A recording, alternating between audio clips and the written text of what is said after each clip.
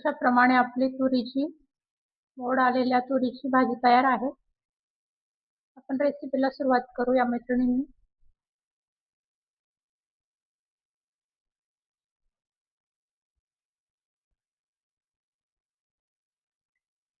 नमस्कार मैत्रिणींनो, आपण आज अख्ख्या तुरीची भाजी बनवणार आहे. तर अशी तूर मी पाण्यात टाकून दिली होती रात्रभर. त्यानंतर त्यांना एक रात्र फडक्यात बांधून दिली होती. तर असे कोंब आलेले त्यांना अशा पद्धतीने. त्यांना निवडून टाकायचे छान. त्याच्यात असे काळे दाणे, काहींना खड्डे असतात, ते असे फेकून द्यायचे. तर याच्या डबल होती ती तूर. अर्धी तूर मी अशी कुकर मध्ये टाकून 5 ते 6 शिट्या करून अशी मऊ शिजवून घेतलेली आहे अशा पद्धतीने. आणि ही अर्धी तूर आहे ना आपल्याला तव्यावर भाजायची थोडस तेल टाकून. आणि मग हिला आपण थोडीशी क्रश करणार आहे आणि मग ती भाजीला वापरू आपण. तर हिला आपण तव्यावर भाजून घेऊ आधी. त्यानंतर ही चटणी बनवलेली मी लसूण 7-8 पाकळ्या टाकलेल्या आहेत. शेंगदाण्याचं 3 चमचे कूट टाकलंय मी आणि 1 पाऊण चमचा चटणी टाकलेली आहे.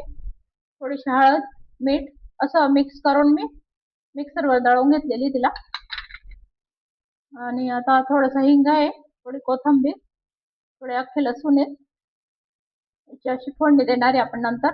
तर अगोदर यांना भाजून घेऊ आपण दाणे. तव्यावर टाकून द्यायचे.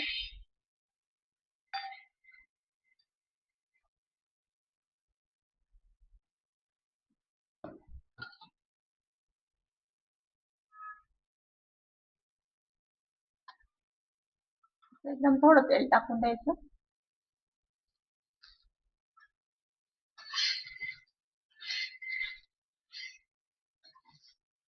एक 2 मिनिटं परतवून घ्यायचे त्यांना थोडे भाजल्यासारखे.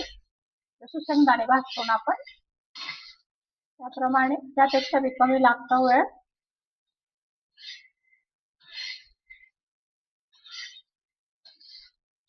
असे भाजून टाकले दाणे आणि मग ते क्रश करून आपण भाजीत वापरले ना, ते भाजी टेस्टी येते आणि घट्ट पण येते भाजी.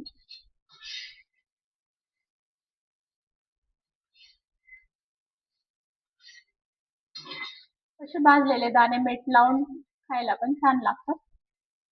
तुम्ही असे भाजून थोडंसं मीठ टाकून द्यायचं, वरती भुरभुरून द्यायचं आणि आणखी चांगले भुजू द्यायचे. थोडं तेल आणखी वाढवून घ्यायचं. भाजलेले पण छान लागतात खायला.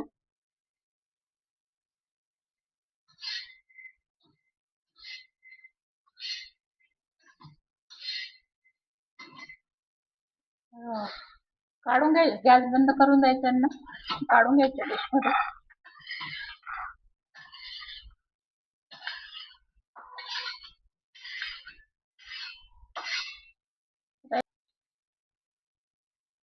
अशा पद्धतीने मी दळून घेतलं.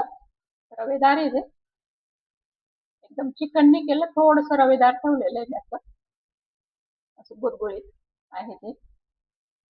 तर काही जास्त वेळ लागत नाही त्याला फिरवायला. 1 मिनिट मिक्सर चालवलं का लगेच बारीक होतं ते. 2 वेळा टाकून मी केलं ते थोडे. आता आपण फोडणी देऊ.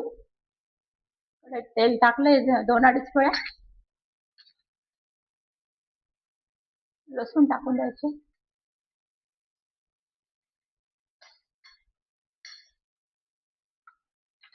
थोडं जिरं टाकायचं.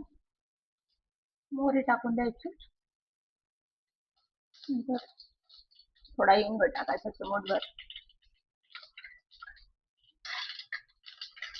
गॅस बंद करून द्यायचा आणि चटणी टाकून द्यायची लसूणची, शेंगदाण्याची एकत्र केलेली.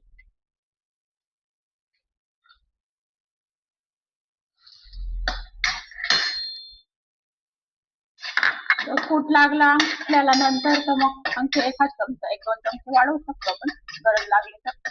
थोडं पाणी टाकून द्यायचं.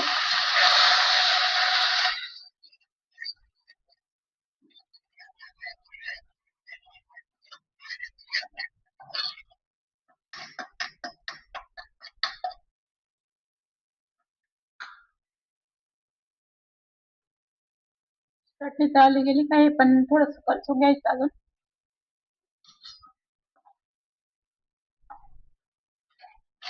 थोडस अर्धा मिनिट.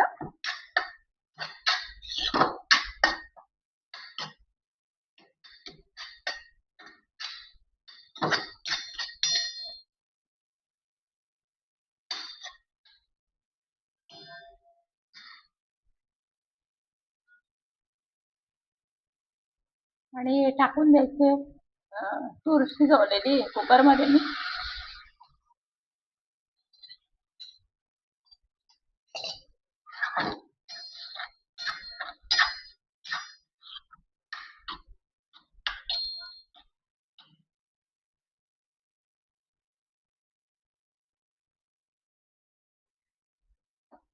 तरी तापलेलं पाणी टाकून द्यायचं.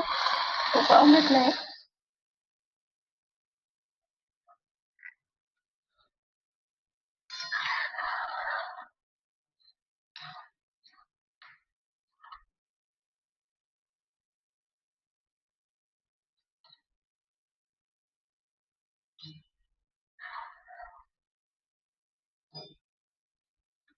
कोथिंबीर टाकून द्यायची.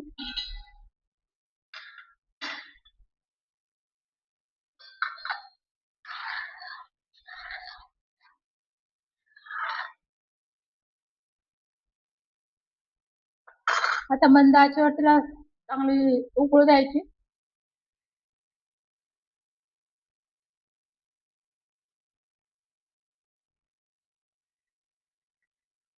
झाकण ठेवून द्यायचं.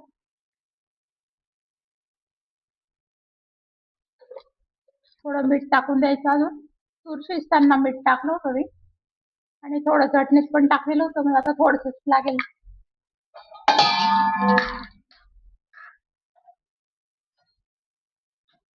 घट्ट होईल ते अजून.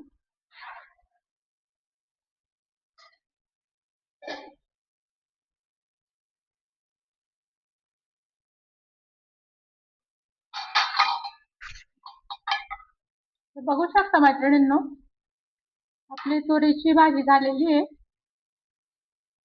व्यवस्थित झालेली आहे, ती शिजून पण गेलेली आहे. तर या स्टेजला तुम्हाला वाटलं तर अर्धा चमचा मसाला पण टाकू शकता, तशी पण छान लागते आणि अशी पण छान लागते. भातावर पण छान लागते, ही पोळी सोबत छान लागते.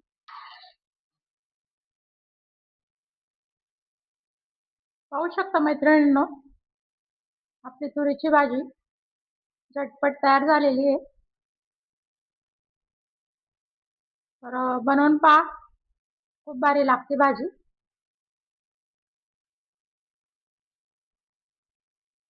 लाईक करा, सबस्क्राईब करा मैत्रिणींनो. मी रेसिपी तुमच्यासाठी बनवत असते.